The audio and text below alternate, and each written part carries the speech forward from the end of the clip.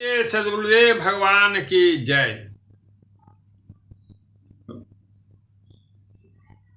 अब तक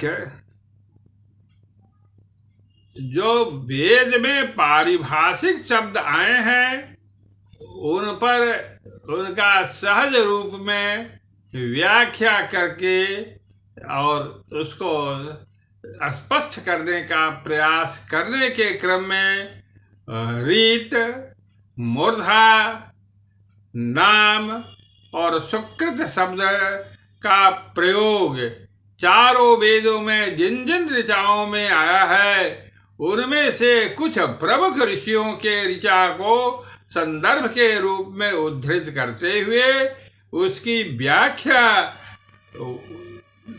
लिखकर व्हाट्सएप मैसेज के रूप में तथा उसी का वीडियो बना करके वैदिक सत्संग सुधा के माध्यम से प्रसारित किया जा चुका है। अब जो शब्द आया है वह है नाक। बंधुओं, इस कली काल में खास करके महाभारत युद्ध के पश्चात तत्वदर्शियों का पूर्णतः अभाव हो चुका था।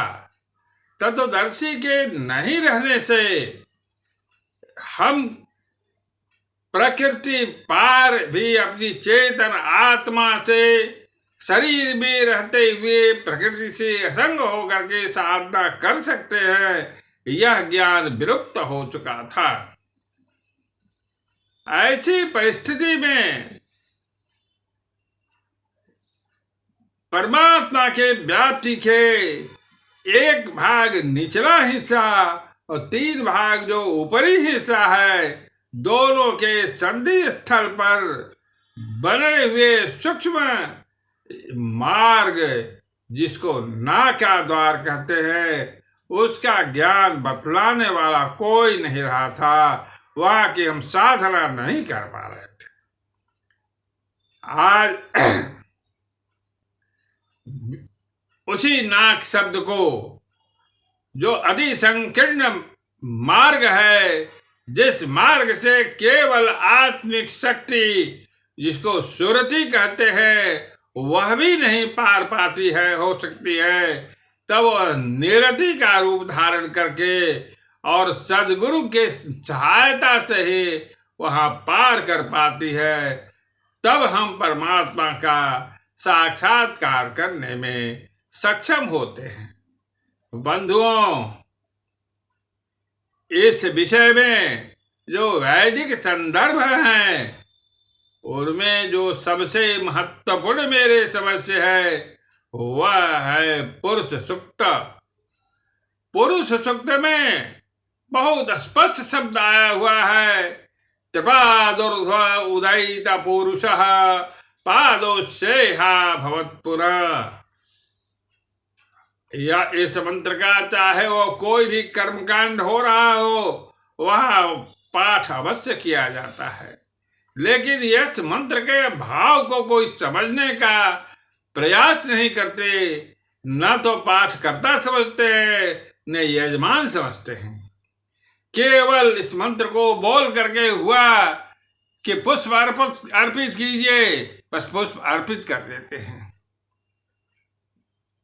बस इसी बात को जब हम कोई भी पूजा समाप्त कर लेते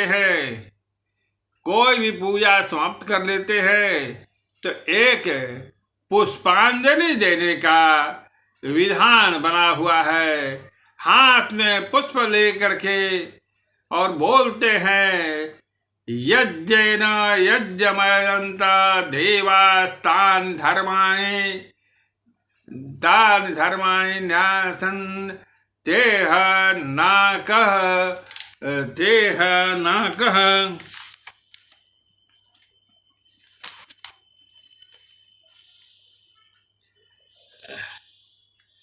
तेह नाकं महिमानः सतन्त यत्र पूर्वे साध्या सन्ति देवा। यह कह करके हम पुष्प समर्पित कर देते हैं। बंधुओं भाव पर कोई विचार नहीं करता। हम इसको समर्पित करते हुए कहते हैं कि है प्रभु, आपको साक्षात करने का जो मैं कर्मकांड किया हूं वह विधि यथार्थ नहीं है। आपको तो यजन किया जाता है, आपको साधना की जाती है। उस साधना के बल पर जब हम त्रिपाद ऊर्ध्व में प्रवेश करने का जो संकीर्ण मार्ग है, जिसको नाका द्वार कहते हैं, उससे एक बार हम पार कर जाते हैं, तब आपको अपने प्रकाश में प्रकाशित होते हुए अनुभव करते हैं।